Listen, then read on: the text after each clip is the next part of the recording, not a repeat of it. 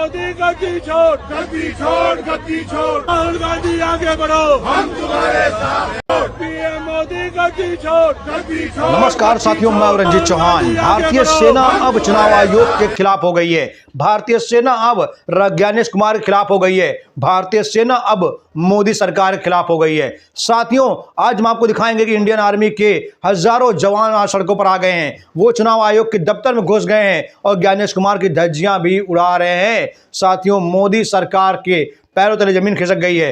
अब Indian army भी ज्ञानेश कुमार के खिलाफ खड़ी हो गई है। लोकतंत्र को बचाने के लिए इंडियन आर्मी के जवान और अफसर राहुल गांधी के साथ खड़े हो गए हैं। ये बात देश के लिए अच्छी नहीं है कि भारतीय सेना को भी लोकतंत्र बचाने के लिए जमीन पर उतरना पड़ा, मैदान में आना पड़ा। साथियों, क्योंकि इंडियन आर्मी के जवान देख रहे हैं कि लगातार हमारा लोकतंत्र बर्बाद हो रहा है, हमारा देश बर्बाद हो रहा है, तबाह हो रहा है। अडानी अंबानी के हाथों हमारा देश बिक रहा है। हमारा देश कभी अपने आप में एक सबसे बड़ा लोकतंत्र था, दुनिया का सबसे बड़ा लोकतंत्र था, जहां सभी धर्मों का सम्मान होता था, जहां सभी जातियों का सम्मान होता था। लेकिन आज देश जल रहा है, आज धर्म में देश बढ़ रहा है, आज चुनाव आयोग बिक रहा है, आज ईडी सीबीआई जैसी बड़ी एजेंसियां बिक रही हैं। आज मोदी सरकार ने सभी एजेंसियों को अपने हाथों में ले लिया है। देश की बागडोर, देश की पूरी कमान, सभी जांच एजेंसियां आज नरेंद्र मोदी के आगे बंधक बन गई हैं। साथियों, आपको बता दें कि लगभग 150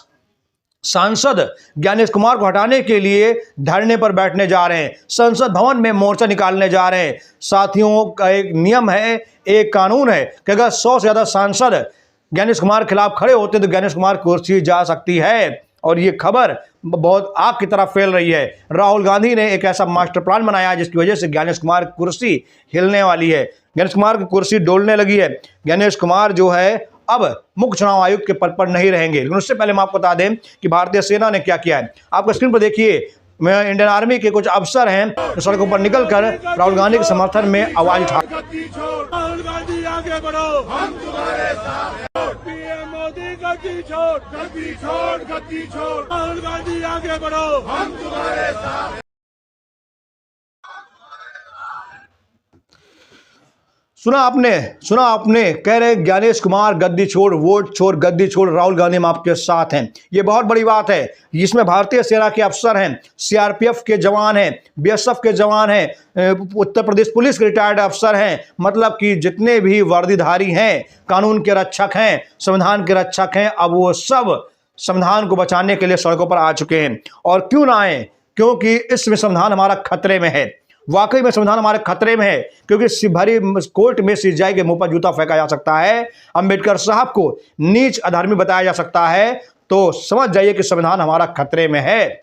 जिस अंबेडकर को पूरा देश आज पूछता है, पूरी दुनिया पूछती है, उस अंबेडकर को उसी के देश में नीच और धर्मी बताया जाता है। बताने वाले शान से घूम रहे हैं, तो समझ जाइए कि संविधान हमारा खतरे में है। साथियों, मैं ज़्यादा नहीं, आपके सामने देखिए खबर दिखाने जा रहा हूं।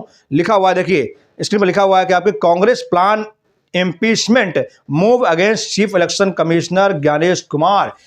राहुल गांधी ज्ञानेश कुमार के खिलाफ संसद में प्रस्ताव लाने वाले हैं और लगभग जिसमें 100 सांसद हस्ताक्षर करेंगे और ज्ञानेश कुमार को हटाने की बात करेंगे। अब साथियों, सबसे बड़ा सवाल ये कि इसमें नियम क्या होना चाहिए?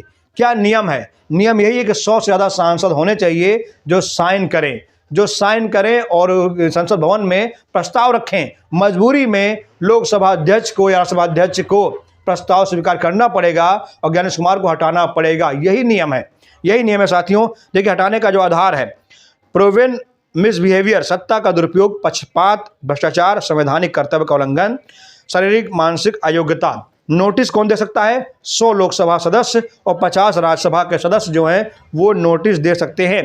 पहला निर्णय क्या होगा? पहला निर्णय होगा कि स्पीकर चेयरमैन मोशन को एडमिट रिजेक्ट कर सकते हैं और जांच समिति सुप्रीम कोर्ट या हाई कोर्ट के जस्टिस के हाथों में जा सकती है। तो साथियों, अगर ऐसा होता है तो ये जांच चली जाएगी सुप्रीम कोर्ट के हाथों में। अगर जस्टिस सीजेआई सूर्यकांत ने अगर मन बना लिया तो ज्ञानेश कुमार की कुर्सी भी हट सकती है और हटनी भी चाहिए। क्योंकि साथियों, मैंने देखा है बीते कुछ दिनों से कि हमारे देश में लगभग 25-30 बीएलओ अपनी जान दे चुके हैं। एसआईआर की तानाशाही रवैये की वजह से हमारे देश के बीएलओ अपनी जान दे रहे हैं।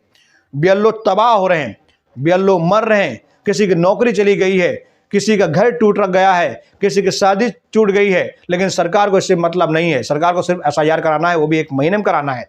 1 महीने में कराना है। एसआईआर कराने का क्या मतलब है? जबकि एसआईआर में साफ साफ कहा जा रहा है कि एसआईआर सिर्फ और सिर्फ बीजेपी का एक एजेंडा है। एसआईआर की वजह से बीजेपी अपना स्वार्थ सिद्ध कर रही है। साथियों, मैं ज़्यादा बड़ी बात नहीं करता। मैं चाहता हूं बीजेपी नेता का, बीजेपी विधायक का ये वीडियो आप थोड़ा सा आपको सुनना चाहिए। सुनिए वीडियो।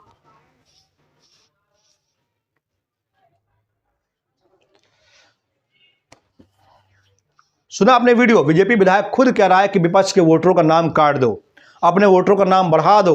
जिनकी उम्र 18 साल नहीं है उनका भी फार्म भर दो, लेकिन विपक्षी वोटरों के नाम काट दो। एससी ओबीसी पिछड़े वर्ग के हैं, उनका नाम हटा दो, उनका नाम काट दो। तो ये एसआईआर नहीं बल्कि गुंडई हो रही है, खुलेआम दबंगई हो रही है। देश में एक अलग सा माहौल खड़ा किया जा रहा है। विपक्ष को विपक्षहीन देश बनाया जा रहा है।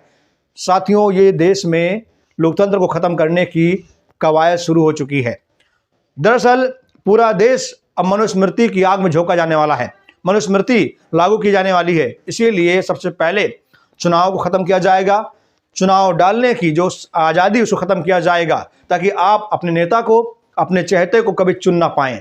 और जब आप अपने नेता को नहीं चुन पाएंगे, अपने चहेते को नहीं चुन पाएंगे, अपने जात वालों को नहीं चुन पाएंगे, तो आखिर में वही होगा जो मनुस्मृति कहेगी, जो मनुवादी कहेंगे।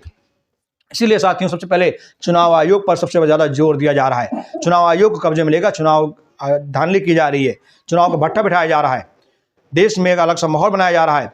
अब सबसे पहला निर्णय मेरा यही है कि साथियों, एसआईआर जितनी जल्दीबाजी में क्यों हो रहा है, एसआईआर को रोकना पड़ेगा। एसआईआर इतनी जल्दी क्यों हो रहा है? एसआईआर की समय सीमा बढ़ानी पड़ेगी। एसआईआर समय सीमा बढ़ाइए ताकि लोग आसानी से, आराम से अपना फॉर्म भर सकें। चुनाव 2027 में है यूपी में, लेकिन एसआईआर फॉर्म आप अभी भरा रहे हो, 1 महीने में भरा रहे हो। 4 दिसंबर की लास्ट डेट दे दिए हो। किसी के पास मौका नहीं कि एसआईआर फॉर्म भराए। वो सुप्रीम कोर्ट, माननीय सुप्रीम कोर्ट से मेरा निवेदन है कि इतने सारे सबूत आपके सामने गए हैं, आप कोई ना कोई बड़ा फैसला लीजिए, आप निर्णय लीजिए। देश आपकी तरफ देख रहा है, देश आपकी तरफ टटकी लगाए देख रहा है कि आप कुछ बड़ा निर्णय लेंगे। क्योंकि देश में इस समय अगर किसी पर भरोसा किया जा सकता है तो वो है माननीय सुप्रीम कोर्ट। और सुप्रीम कोर्ट भी अगर आंख मूंद लेगा तो फिर पूरे देश को किसी भरोसा नहीं रह गया है। खुलेआम सरेआम गुंडाई चालू है। माननीय सुप्रीम कोर्ट सीजे सूर्यकांत जी, आप कुछ बड़ा निर्णय लीजिए। आप पर देश आंखों को भरोसा कर रहा है, आपसे बहुत सारी अपेक्षाएं देश को हैं। आप निर्णय लीजिए, इस एसआईआर को या तो रद्द करिए या एसआईआर की प्रक्रिया को सुचारू रूप से चलने दीजिए, सही चलने दीजिए, जल्दबाजी में न चलने दीजिए। ऐसा चलने दीजिए कि लोगों की मौतें ना हो, लोगों पर दबाव ना हो, किसी का वोट न कटे, फालतू वोट ना बढ़े। इस देश का जो नागरिक है वो नागरिक है, उसे एसआईआर करने की जरूरत नहीं है। मैं चाहता हूं आप लोग अपनी राय जरूर दीजिए। चैनल पर सब्सक्राइब करिए। जय हिंद, जय भारत।